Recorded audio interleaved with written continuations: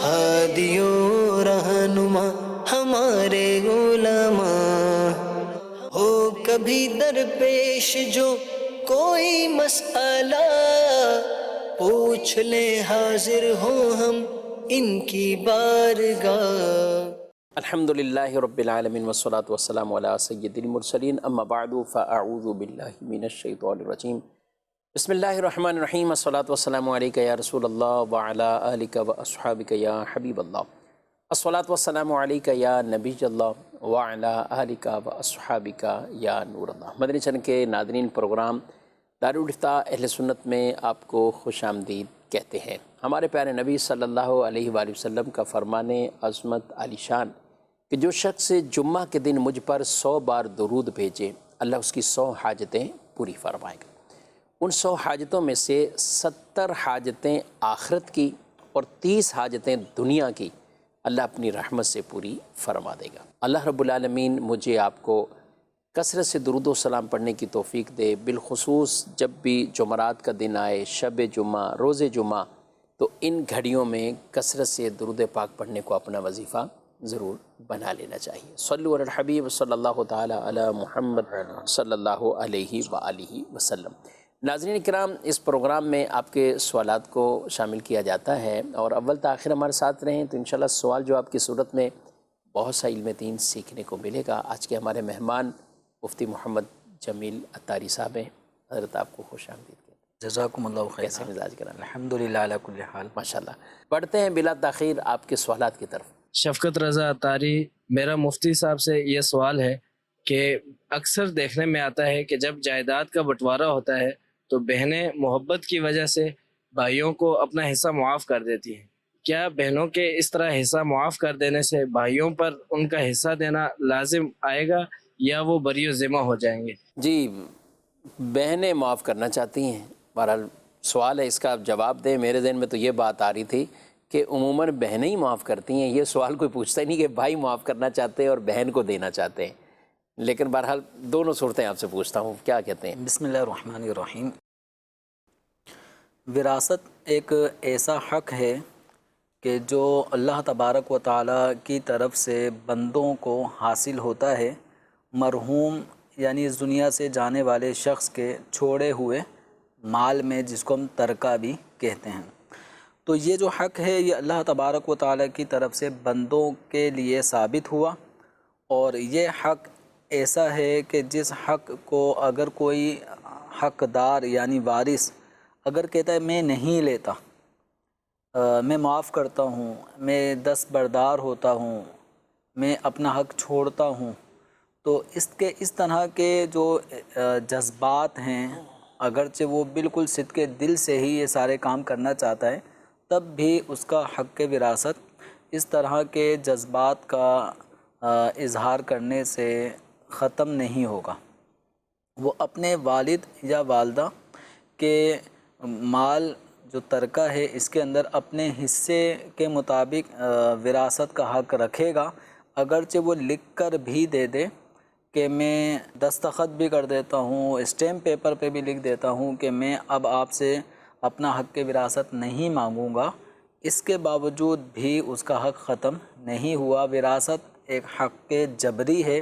हक़ जबरी का माना यह है कि इस हक़ के हुसूल में बंदे को कोई कोशिश नहीं करनी होती। ये अल्लाह तबारक व तआला के कानून के मुताबिक जो ज़िंदा अफराद होते हैं वो वारिस बन जाते हैं। तो अब ये जैसे कि बहनों के हवाले से सवाल हुआ कि बहनें अपने भाइयों को अपना हक़ मुआफ़ करना चाहते हैं कि हम हक़ नहीं लेंगे, ठीक, बस आप लोग 2-3 भाई जो हैं यही आपस में वालिद का तरका तकसीम कर लें।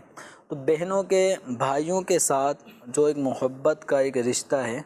इस रिश्ते की जहाँ और कई बहारें, निखार, मोहब्बत का इज़हार, वहाँ आम तौर पे विरासत की तकसीम के अंदर भी बहनों का ये इज़हार आपको मिलेगा कि वो अपने भाइयों पर अपना हिस्सा भी निछावर कर देती हैं। लेकिन बात वही है कि ये जज्बा भाइयों में बेदार क्यों नहीं होता? भाइयों में नहीं होता कि एक भाई अपनी बहन के लिए जज्बा रखे कि ठीक है मैं हक़ विरासत नहीं लूँगा, आप बहनों को दे दूँगा सबका सब। अगरचे इसका इज़हार करने के बावजूद भी वो उसका हिस्सा ख़त्म नहीं होगा। لیکن یہ جذبہ بہنوں میں زیادہ دیکھنے میں آتا ہے بمقابلہ بھائیوں کے۔ خیر یہ بھائی بہنوں کے آپس کے جو بھی تعلقات، جو اس رشتے کا محبت ہے، اس سے اوپر ڈپینڈ کرے گا، لیکن بعض اوقات بہنوں کے نہ لینے کی ایک وجہ یہ بھی ہوتی ہے، تصویر کا ایک رخ یہ بھی ہوتا ہے کہ انہیں امید بھی نہیں ہوتی، امید بھی نہیں ہے کہ ہمیں ہمارے بھائی دیں گے، کیونکہ اگر ہم نے تقاضا کیا تو لڑائی شروع۔ تو لڑائی جھگڑا شروع ہو جائے گا۔ پھر بھائیوں کی طرف سے ہمیں والدین کے انتقال کے بعد جو اب بھائیوں کے گھر آنے جانے کا ایک دروازہ کھلا ہوا ہے، کہیں وہ بھی بند نہ ہو جائے، تو جب بہنوں کو لگتا ہے، شاید اس کا ایک سبب یہ بھی ہو کہ بہنیں جو حق وراثت چھوڑتی ہیں، معاف کرتی ہیں، حالانکہ مال کی ضرورت کس کو نہیں، کس کو نہیں، بلکہ ان کو زیادہ ہے، عورتوں کو بھی ہے، ان کو ایک اعتبار سے زیادہ ہو جاتا زیادہ ہے۔ ہو اچھا بیٹے یا بھائی کما بھی رہے ہیں، کمانے پہ قادر بھی ہیں، کما بھی رہے ہیں، بزنس بھی کر رہے ہیں، اپنی سیونگ بھی کر رہے ہیں، یہ سب کچھ ہے۔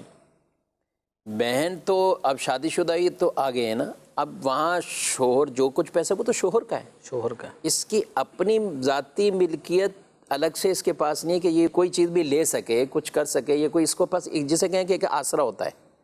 خدا نہ خواستہ جیسے کئی ایسی ہوتی ہیں خواتین، بعد کا طلاق تک معاملہ آ جاتا ہے، اب طلاق ہو گئی، سب کچھ ہوا، اب ادھر سے یہ پہلے سے بہن سے چھڑوایا ہوا ہوتا ہے، حصہ معاف کروایا ہوتا ہے، اب اگر یہ صورتحال آ جائے تو یہی بھائی اس کو اس گھر میں نہیں رہنے دے گا۔ تم نے اپنا حصہ چھوڑ دیا تھا، تمہارا حصہ ختم۔ ہاں اب میری اپنے فیملی معاملات ہیں جو بھی ہیں، اب آپ اس گھر سے جاؤ، تو یہ اس کو یہاں بھی نہیں رکنے دیں گے۔ وراثت میں کوئی بھی وارث، چاہے وہ مثال کے طور پہ بھائی ہو یا بہن ہو، یا بڑا بھائی ہے ماشاءاللہ اچھا کھاتا پیتا ہے، اس کو مال و دولت کی کوئی کمی نہیں ہے، وہ اگر ایسا کہتا ہے کہ میں اپنا حق چھوڑ رہا ہوں، تو ایسے مالدار وارث کا بھی حق چھوڑنے سے اس کا حق وراثت ختم نہیں ہوگا، کیونکہ وراثت جو ہے نا، اس میں ورثہ کی غربت و افلاس کو معیار نہیں بنایا گیا صحیح، کہ جو غریب ہے اس کو حق ملے گا، جو امیر ہے وارث اس کو نہیں ملے گا۔ اس میں شادی شدہ کا بھی کوئی فرق نہیں ہے کہ جو شادی شدہ ہیں بہنیں ان کا حق وراثت نہیں ہے، جو کنواری ہیں غیر شادی شدہ ہیں ان کا حق وراثت ہے، ایسا بھی نہیں ہے۔ یہ عمر میں زیادہ ہے اس کا حق وراثت ہے، اور یہ تو ابھی بالکل چھوٹا بچہ ہے، لڑکپن کی عمر ہے، اس کا کوئی حق نہیں ہے۔ ایسا ورثہ کے درمیان کوئی اس طرح کی قیودات نہیں ہے، بس رشتہ نسب ہے، اس رشتہ نسب کی لڑی میں بیٹا بھی آ رہا ہے، بیٹی بھی آ رہی ہے، تو ہر ایک اپنے اپنے حصے کے مطابق وہ وارث بنے گا۔ تو بہنوں کا اگرچہ یہ جذبہ ہو بالفرض کہ اللہ تعالیٰ نے ہمیں بہت کچھ نوازا ہے، اچھے گھرانے میں شادی ہو گئی ہے، تو ہمارے جو بھائی ہیں جو نادار ہیں، غریب ہیں، والد کا ترکہ وہی اگر آپس میں بانٹ لیں تو ان کو بھی کسی حد تک کچھ خوشحالی مل جائے گی۔ اس حالت میں بھی اگر بہن اپنا حق چھوڑنا چاہیں تو وراثت سے ان کا حق ختم نہیں ہوگا۔ اب یہ تو ہم نے سن لیا کہ وراثت سے حق ختم نہیں ہو رہا، لیکن بہن کا جو اپنے بھائیوں کے لیے خیر خواہی کا جذبہ ہے اس پر عمل کیسے کر پائے، تو اس کی صورت بھی فقہائے کرام نے یہ ارشاد فرمائی ہے کہ جو وارث بھائی یا بہن وہ حصہ نہیں لینا چاہتا، دستبردار ہونا چاہتا ہے، تو وہ اپنے حصے کی جو اماؤنٹ رقم یا مال بنتا ہے وہ پہلے اپنے قبضے میں لے لے، اپنے قبضے میں لے لے۔ اب 2 لاکھ اس بھائی کو دے دیے تو 2 لاکھ اس بھائی کو دے دیے، اس چھوٹی بہن کے لیے کچھ شادی کے اخراجات کے لیے جمع کرا دیے۔ اب یہ جو اپنے حصے کی اماؤنٹ ہے بالفرض یہ استعمال نہیں کرنا چاہتی یا نہیں چاہتا، تو یہ اپنے دیگر ورثہ کو سپورٹ کرنا چاہ رہا تھا دستبرداری کے ذریعے۔ دستبرداری سے حصہ وراثت ختم نہیں ہوا، اب یہ حصے وراثت پہ قبضہ کرنے کے بعد جو کرنا چاہ رہا تھا، کرنا چاہ رہی تھی، اس پہ یہ اپنی رقم کو تقسیم کر دے۔ ایک صورت تو یہ، اور ایک صورت یہ بھی فقہائے کرام نے بیان فرمائی ہے جس کو ہم تخارج یا تصالح، وراثت کی اصطلاح میں اس عمل کو تصالح یا تخارج یا دوسرے لفظوں میں ہم کہیں صلح کر لینا، کسی بھی چیز پر صلح کرنا۔ تو اب اس کی صورت یہ ہے کہ مثال کے طور پہ ایک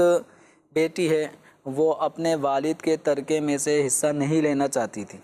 یا بھائی ہے وہ حصہ نہیں لینا چاہتا تھا، اپنے بہن بھائیوں کے لیے چھوڑنا چاہ رہے، تو اب ایک طریقہ یہ ہے، مثال کے طور پہ لڑکی نے اپنے والد صاحب کی کوئی ایک چیز جو ان کی ملکیت میں تھی ان کے انتقال کے بعد ترکہ بن گئی، مثال کے موبائل تھا، تو وہ کہے کہ بھائی یہ موبائل والد صاحب کی وراثت کے طور پہ میں لیتی ہوں، آپ سب راضی ہیں؟ اگرچہ اس کا بنتا ہے لاکھوں لاکھ، لیکن والد صاحب کا موبائل ہے 10-15 ہزار کا، وہ کہتی ہے کہ یہ 10-15 ہزار روپے کی مالیت کا موبائل یہ میں والد صاحب کی نشانی بطور ترکہ میں لے رہی ہوں،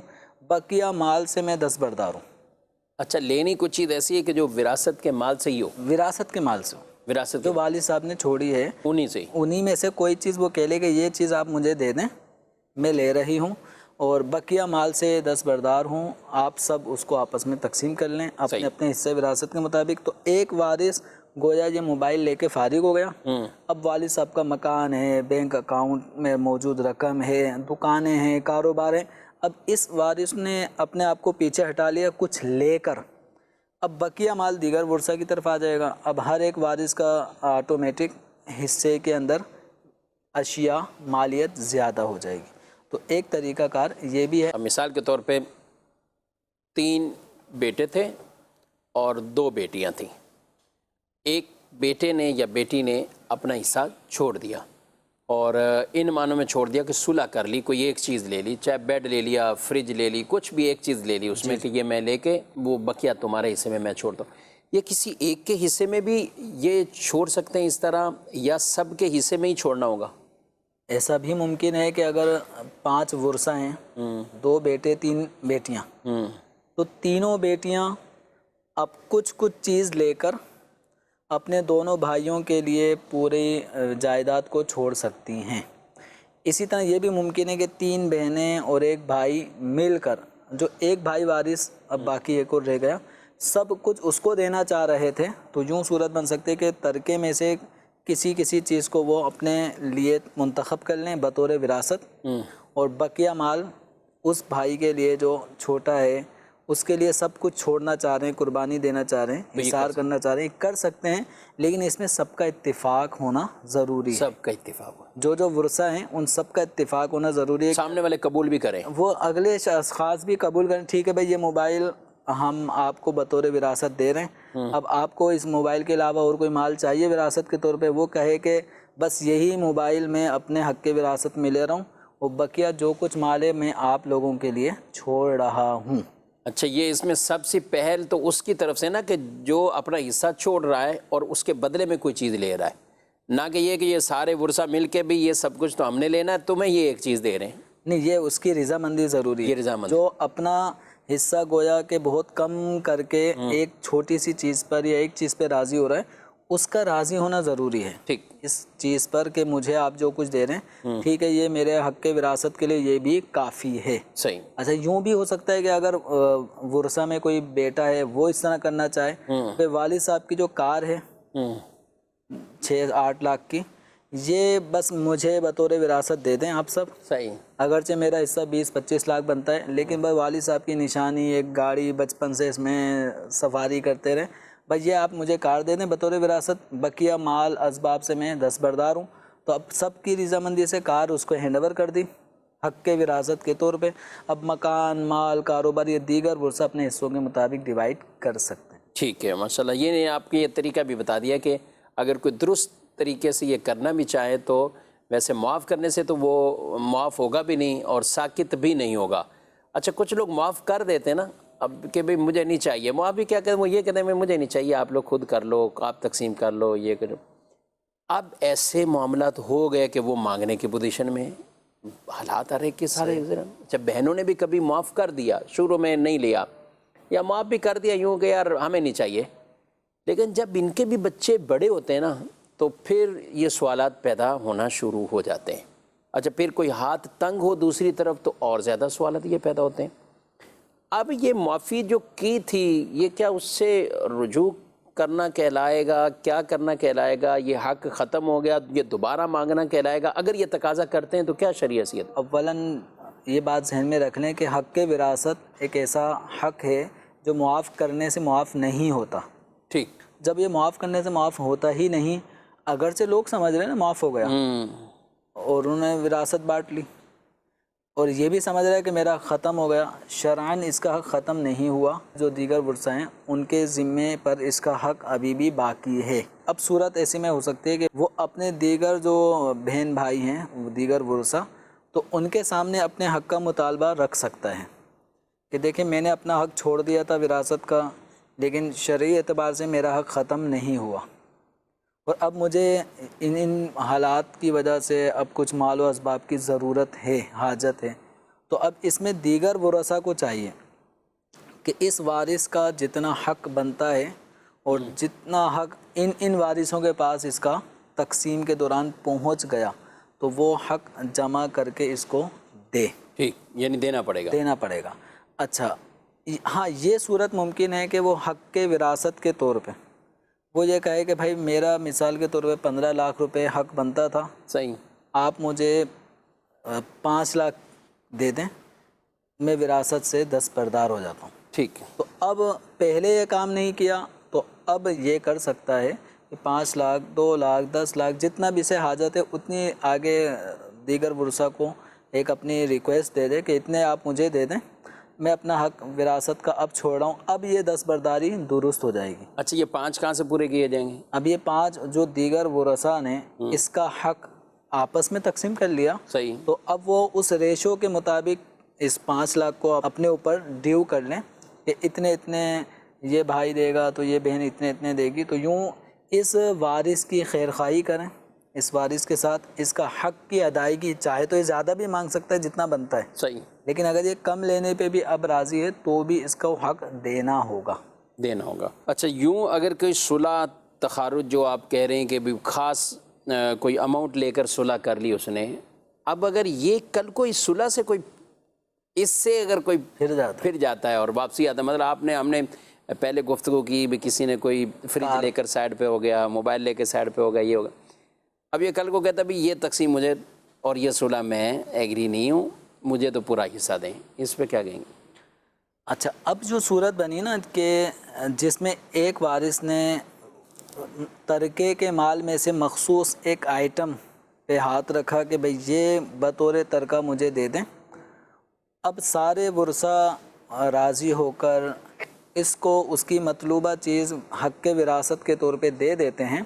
تو اس وارث کا حق کے وراثت ادا ہو گیا۔ اب اس نے اگرچہ اپنے وراثت کے حصے سے چاہے کتنی ہی کم مالیت کی چیز کو بطور وراثت ایکسیپٹ کیا ہو، تو بقیہ مال سے اس کا حق وراثت ختم ہو گیا، یہ معاہدہ مکمل ہو گیا۔ اب اگر یہ وارث آ کے کہتا ہے کہ بھائی میں اس معاہدے پہ قائم نہیں ہوں، مجھے تو اپنا جو حق بنتا تھا اتنا ہی پورا چاہیے، تو دیکھیں اب جب اس نے اپنا حق بطور وراثت کم کر کے بقیہ مال سے ساقط کر دیا، تو اب دیگر ورثہ پر اس کو سابقہ حصے کی مقدار کے برابر دینا لازم نہیں رہا، اس کا حق وراثت اس کو مل گیا، بقیہ مال سے اس نے اپنے حق وراثت کو گویا سمیٹ کر خالی کر دیا۔ اب دیگر ورثہ نے اس پہ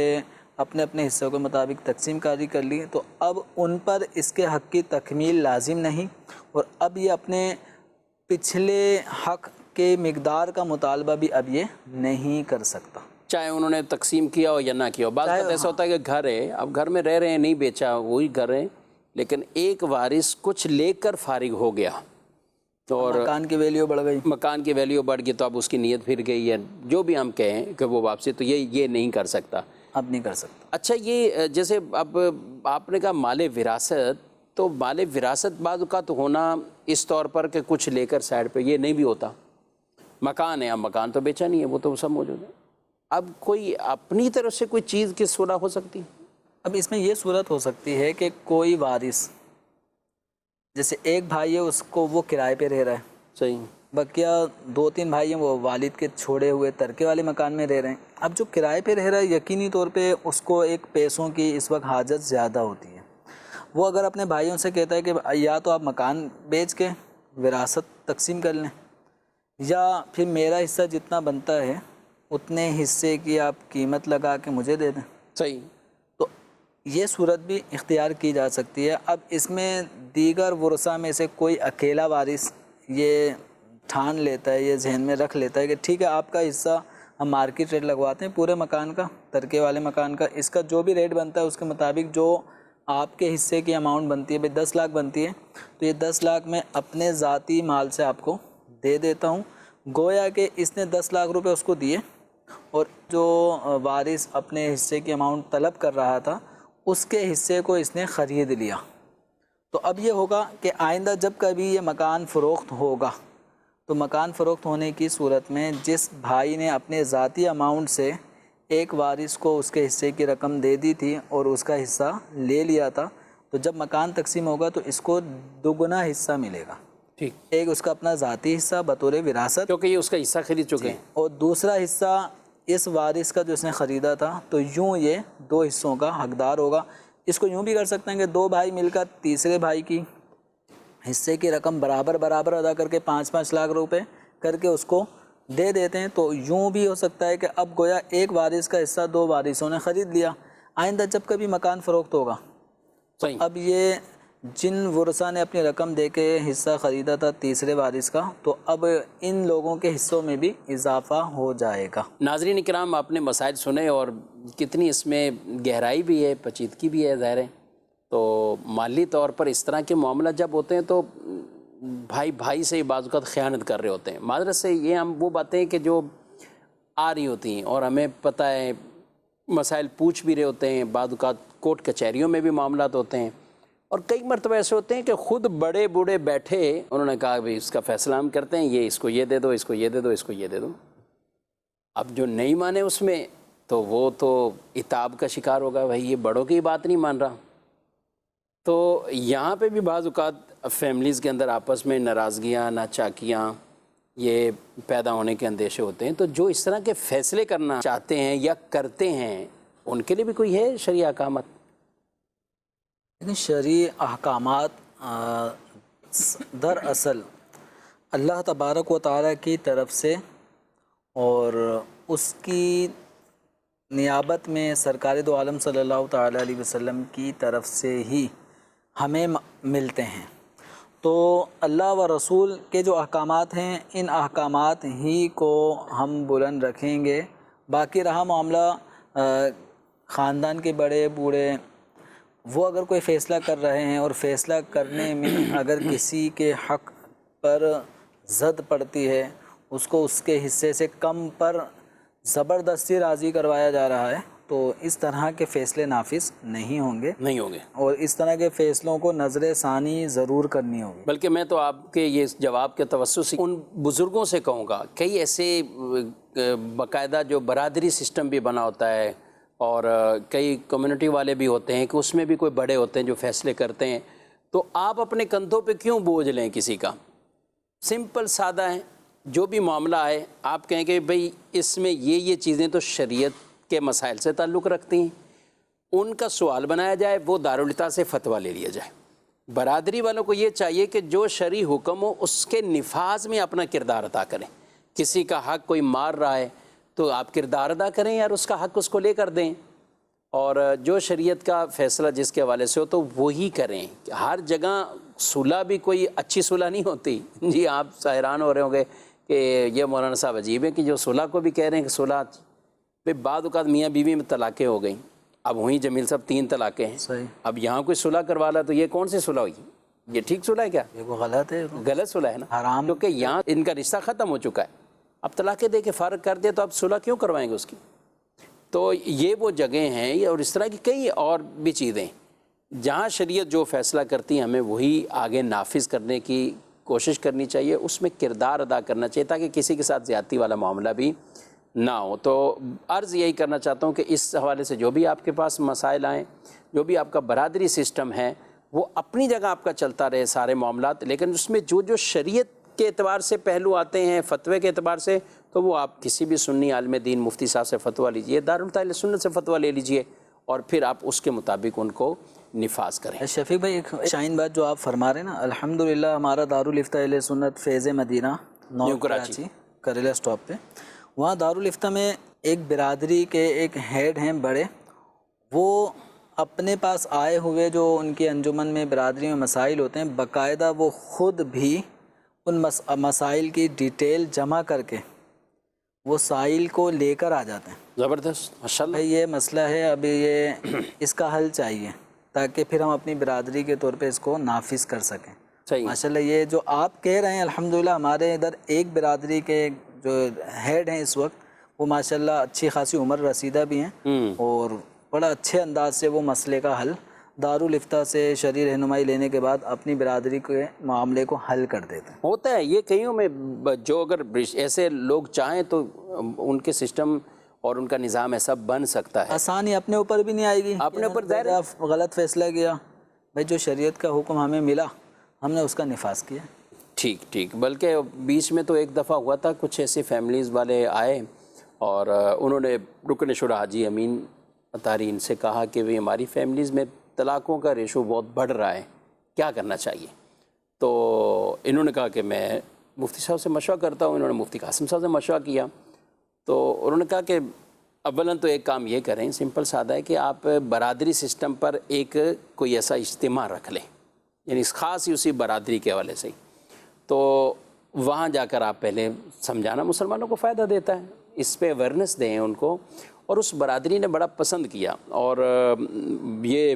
انہوں نے بھی جا کے رکن شورا نے بھی بیان کیا، اور تقریباً 1 گھنٹہ میرا بھی بیان ہوا طلاق کے حوالے، نکاح کے حوالے سے، پھر رشتے اور طلاق ہو جانے کے بعد اس کے نتائج کیا ہیں، پھر جو بھی احکامات تھے اس پہ گفتگو ہوئی، سوالات بھی آئے، سوالات بھی لیے، اور یہ نہیں اس سیشن کو ایک جو برادری طور پر اس کو جو پسند کیا گیا، اور ہمیں خود بھی ایک مزہ ہے کہ پوری فیملیز کو سمجھایا جا رہا ہے، یعنی یہاں پہ اتنے وہ پورا ایک خاندان، عام طور پہ محافل تو ہوتی ہیں سب چیزیں ٹھیک ہے، وہ بھی فائدے سے خالی نہیں ہیں، لیکن جو خاص اس طرح کے ٹاپک ہیں اگر وہ بھی ایک باقاعدہ ہوں، اور شادی ہال میں ہی انہوں نے پروگرام رکھا تھا اور سب کو ایک سیمینار کر کے یا کچھ نام دے کر کہتا کہ بھئی یہ 2 گھنٹے اس موضوع پہ ہماری گفتگو چلے گی، ایک ذہن بھی بنا ہوا ہے ٹھیک ہے کہ ہم نے 2 گھنٹے تک یہ اس نشست میں اول تاخیر بیٹھنا ہے، ورنہ عام طور پہ یہی ہوتا ہے کہ لوگ یہ کہتے ہیں ہم نے آج تک سنا ہی نہیں ہے، کہاں سے مولانا صاحب نے بیان کر دیا، کس جمعے میں کر دیا، کبھی ہمیں سمجھایا ہی نہیں تھا، بتایا ہی نہیں تھا، ہم سے یہ غلطی ہو گئی۔ تو وہ غلطی حقیقتاً ہم سے ہی ہو رہی ہوتی ہے کہ جو ہم پوچھ نہیں رہے ہوتے، جو ہم سیکھ نہیں رہے ہوتے۔ اب تو سیکھنے سکھانے کے یہ اتنے ذرائع بھی آسان ہیں، بلکہ میں تو کہوں گا، اور جمیل صاحب ہمارے دارالفتہ اہل سنت کے ماشاءاللہ کورسز کے ذمہ دار بھی ہیں، نگران بھی ہیں، تو آپ ان کو ریکویسٹ بھیجیے، اور ان کو بھیجنے کا بھی کوئی مشکل طریقہ نہیں ہے، آپ بھی اپنے ذمہ دار کے ذریعے سے کسی طرح بھی آپ دارالفتہ اہل سنت میں جمیل صاحب ہیں آپ مجھ تک پہنچا دیں۔ ہمارے ثاقب بھائی جو ذمہ دار ہیں دارالفتہ اہل سنت پورے پاکستان کے، عبدالحبیب بھائی رکن شورا ہیں دارالفتہ اہل سنت کا شعبہ بھی انہی کے پاس ہے، تو آپ کہیں بھی یہ ریکویسٹ پہنچوا دیں کہ بھئی ہم اپنی برادری کے اندر پوری برادری کو، یا ایک اتنے خاصے اچھے خاصے ہم افراد جمع کر کے ہم وراثت کے ٹاپک پہ کرنا چاہ رہے ہیں، ہماری برادری میں وراثت کے مسائل ہیں، طلاق کے مسائل ہیں یا اس طرح کے ہیں، تو یہ انشاءاللہ آپ کو کسی نہ کسی مفتی صاحب کو ضرور آپ وہاں سیٹنگ بنائیں گے، وہ آپ کے علاقے میں جائیں گے۔ کیا جمیل صاحب ممکن ہے ایسا؟ یہ جو بالکل، ہم تو منتظر ہیں کہ ہماری یہ جو ناظرین ہیں یہ برادری انجمن کی بنیاد پر ایسا کوئی سیشن کروائیں، انشاءاللہ آپ ایک دفعہ کروائیں گے، آپ کی برادری سے انشاءاللہ آئندہ بھی ریکویسٹ آئیں گی کہ ہمیں ان موضوعات پر بھی سیشن چاہیے۔ مثال کے طور پہ زکوٰۃ کے ٹاپک پہ اگر آپ کو چاہیے تو زکوٰۃ کے حوالے سے بھی ہو سکتا ہے۔ آپ کی انجمن برادری میں حجاج کرام، عمرہ زائرین زیادہ جاتے ہیں، تو آپ ان کی اویئرنیس کے لیے بھی اس کا اہتمام کر سکتے ہیں کہ ہم برادری لیول پہ حج کے حوالے سے تربیت فراہم کی جائے، اسی طرح طلاق کے حوالے سے، وراثت کے حوالے سے، یعنی وہ امور کہ جس میں آپ کی انجمن، آپ کی برادری ہی کے جو سربراہان ہیں وہ سر جوڑ کے بیٹھ جاتے ہیں کہ یار اس فیملی کا کرنا کیا ہے، سمجھ میں نہیں آ رہا، آیا ان کا رشتہ باقی ہے، رشتہ ٹوٹ گیا ہے، کیا حکم ہے، وراثت کے مسئلے کا اتنا الجھاؤ ہے، اویئرنیس دینا چاہتے ہیں اپنی برادری کے لوگوں کو، تو آپ ایک بڑے فورم پہ اپنی برادری یا چھوٹے فورم پہ کسی بھی لحاظ سے آپ بھلے 150 افراد جمع کر لیں، اس سے زیادہ جتنے آپ جمع کر سکتے ہیں اتنے جمع کر لیں، انشاءاللہ دارالفتہ اہل سنت شعبہ کورسز کی طرف سے انشاءاللہ آپ کو مایوس نہیں کیا جائے گا، بلکہ آپ دیکھیں گے انشاءاللہ بہترین انداز میں جو آپ چاہتے ہیں آپ کی برادری اور انجمن کے ذریعے سے انشاءاللہ دارالفتہ اہل سنت کے پلیٹ فارم پر انشاءاللہ ایک شرعی رہنمائی آپ کی برادری کو انشاءاللہ کی جائے گی۔ انشاءاللہ اس کے فوائد آپ دور رس نتائج دیکھیں گے کہ جو آج نوجوان ہے کل کو اس نے آپ کی جگہ آ کر برادری کے فیصلے کرنے، تو اگر اس نے نوجوانی میں فیصلوں کے شرعی ضابطے سیکھے ہوں گے، مفتیان کرام سے رابطے یہ جاری رکھے ہوں گے، تو انشاءاللہ فیصلے کرنے میں بہت حد تک انشاءاللہ آسانی ہو جائے گی۔ جی مزید سوال؟ مفتی صاحب سے میرا سوال یہ ہے کہ جس جگہ مسجد بن جائے اور وہ مسجد کسی وجہ سے گر جائے یا شہید ہو جائے تو اس جگہ مسجد ہی بنے گی یا کچھ اور بنا سکتے ہیں؟ مسجد بن گئی تھی اور مسجد اب شہید ہو گئی، بہت وقت گزر گیا، تو اب کیا اہل محلہ یا لوگوں پر کیا ذمہ داری کہ اس کو مسجد ہی رکھنا ہے یا اس کو کچھ اور بنا دیں، مسافر خانہ بنا دیں، کچھ اور اس طرح کی؟ یہ شاید ہمارے سائل محترم اس طرح کے سوال ان کے ذہن میں آ رہا ہے۔ جب کسی مسلمان نے اپنی ملکیت کی کسی جگہ کو مسجد کے لیے وقف کر دیا، مسجد بنا دی اور اس میں نمازیں بھی پڑھی جا رہی ہیں، تو اب وہ جو جگہ ہے وہ تا قیام قیامت وہ مسجد ہی ہے اور اس کی ملکیت سے خارج ہو چکی ہے۔ تو اب آگے چل کر کچھ سالوں بعد یا کئی سالوں بعد اگر وہ جگہ مسجد کی جو عمارت ہے وہ اگر شکستہ ہو رہی ہے، شہید ہو جاتی ہے، اب اس کو مسجد کے علاوہ کسی اور شیپ میں تبدیل کرنا جائز نہیں۔ اب اس مسجد کو نہ مدرسے کی شیپ میں لا سکتے ہیں، اس مسجد کو نہ مسافر خانہ بنا سکتے ہیں، اس جگہ کو، اس مسجد کو دوبارہ مسجد ہی کے طور پر بنایا جائے گا، اور اگر وہ متولی، وہ واقف بالفرض اس دنیا سے چلے گئے، بہت ساری جگہوں پہ ایسا ہی ہوتا ہے، تو اب جو اہل محلہ ہیں مسلمانوں پر لازم ہے کہ اس جگہ کو مسجد کے طور پر ہی آباد کریں گے۔ صحیح۔ اب اس کی شکل و صورت، حیت کو تبدیل کرنا جائز نہیں ہے۔ یعنی اس کی شکل و صورت، حیت جو آپ کہہ رہے تبدیل کرنا، تو بعد کا تو یہ نہ نیا نقشہ بنائیں گے، نیا ڈیزائن بنائیں گے، سب کچھ کریں گے، مسجد جس طرح تعمیر ہوتی ہے، یعنی رقبہ وہی رہے، کوئی بھی مسجد کا حصہ غیر مسجد نہ بن جائے، غیر مسجد نہ ہو۔ اس مسجد جو عین مسجد کے لیے جو جگہ وقف ہو گئی تھی، اب اس کو ہم وضو خانے میں تبدیل نہیں کر سکتے۔ ٹھیک۔ بعض اوقات یہ ہوتا ہے کہ ہمیں مسجد کا اور آگے کا حصہ ہمیں مل جاتا ہے۔ اب مسجد آگے کی طرف جب نئی جگہ آ گئی تو اب یہ جو پرانے حصے میں جو مسجد تھی، اب یہ بالکل مسجد کے عام طور پہ ایک ابتدائی حصہ بن جاتا ہے، اور آگے ہم نے نئی جگہ خرید لی ہے، تو بعض اوقات اس پرانی قدیم مسجد کو ویران چھوڑ دیا جاتا ہے، یا اس کو کچھ اور شیپ میں تبدیل کر دیا جاتا ہے کہ اس کو مسجد کے بجائے وضو خانے بنا دیتے ہیں۔ صحیح۔ اس کو گارڈن، کوئی پودے وغیرہ، باغ بغیچہ بنا دیا جاتا ہے، یا کمرے، آفس، کمرے بناتے ہیں، امام مؤذن رہ لیں یا گے، امام مؤذن کی رہائش گاہ میں تبدیل کرنا چاہ رہے ہیں۔ یہ تبدیلی جائز نہیں ہے، اس کو کہیں گے تغییر وقف، اور تغییر وقف جائز نہیں ہے۔ یعنی وہ مسجد کے لیے وقف تھی، وہ مسجد عین مسجد، وہ عین مسجد، ہاں نماز پڑھی جاتی تھی، وہ جگہ خاص نماز کے لیے وقف کی گئی تھی، تو اس جگہ کو اب کسی بھی طور پہ نہ وضو خانہ بنا سکتے ہیں، نہ امام مؤذن کی رہائش گاہ بنا سکتے ہیں، نہ وہاں پہ مدرسے کے طور پہ اس جگہ کو یوز کیا جائے گا کہ یہ مدرسہ ہے۔ ٹھیک۔ اس کو مدرسے کی طرح کمرے جس طرح بن جاتے ہیں مدارس کے، اس طرح تبدیل نہیں کر سکتے۔ ہاں اس کو ہم اسی مسجد کے طور پر ہی باقی رکھیں گے، اور جس طرح عام لوگ ہوتے ہیں نماز پڑھنے کے لیے، نوافل پڑھنے کے لیے پیچھے آ جاتے ہیں، تو بالکل اس جگہ کو بطور نماز استعمال میں لایا جائے گا۔ ٹھیک ہے۔ یعنی اس میں یہ تو ہو سکتا ہے، جیسے اب مسجد ہے، 120 گز کا پلاٹ تھا، چھوٹی ہم بات کریں کہیں، صحیح۔ اب 120 گز کا پلاٹ تھا، اس کے 80 گز پہ مسجد تھی، اور پیچھے تو 40 گز ہیں، اس پہ کچھ واش روم بنے ہوئے ہیں، وضو خانے، سب مسجد کی جو ضروریات ہیں فنائے مسجد کے طور پر وہ استعمال ہو رہی۔ اب مسجد کی توسیع کر رہے ہیں، مسجد کو بڑا کر رہے ہیں، تو یہ دونوں چیزیں ملا کے یہ بھی سارا عین مسجد میں شامل کر دیں، یہ وضو خانہ بھی، یہ جو کچھ بھی تھا یہ بھی عین مسجد میں شامل کر لیا، اور مزید رقبہ بڑھا دیا گیا۔ اب جو مزید لیا ہے، پہلے اگر ایک صف میں نمازی بالفرض 30 آ رہے تھے، تو اب توسیع کی وجہ سے 50 آ جائیں گے نمازی۔ وہ مسجد اپنی جگہ پہ ہے، پیچھے صحن تھا، پہلے نارمل تھا، اب وہ بھی ایک صحن مسجد کے ساتھ عین مسجد میں آ گیا۔ پیچھے ہم آئے تو وضو خانہ تھا، وہ وضو خانہ بھی اب سارا کچھ ختم ہوا تو وہ بھی صحن کے اندر شامل ہو گیا۔ اب پیچھے جو نیا رقبہ شامل کیا ہے کچھ، تو اس میں اب یہ ضرورت کی چیزیں بنا لی، وضو خانے بنا لیے، یہ سب چیزیں بنا لی۔ اب جو پرانی قدیم مسجد کے اندر جو وضو خانہ تھا وہ گویا کہ عین مسجد کا حصہ بن گیا، صحن میں آ گیا، اور اب وضو خانے یہ ایریا اب نئی جو جگہ خریدی ہے وہاں پہ بنائیں گے، تو اس میں کوئی حرج نہیں ہے۔ یعنی اصل جو مقصد تھا 120 گز کی جگہ کے خریدنے کا وہ تھا مسجد بنانا۔ اب مسجد کے اندر ایک حصہ خاص کر دیا عین مسجد جو نماز پڑھنے کی جگہ، اور بقیہ حصے میں وضو خانے وغیرہ بنے تھے۔ تو وضو خانے دراصل بنائے جاتے ہیں مصالح مسجد،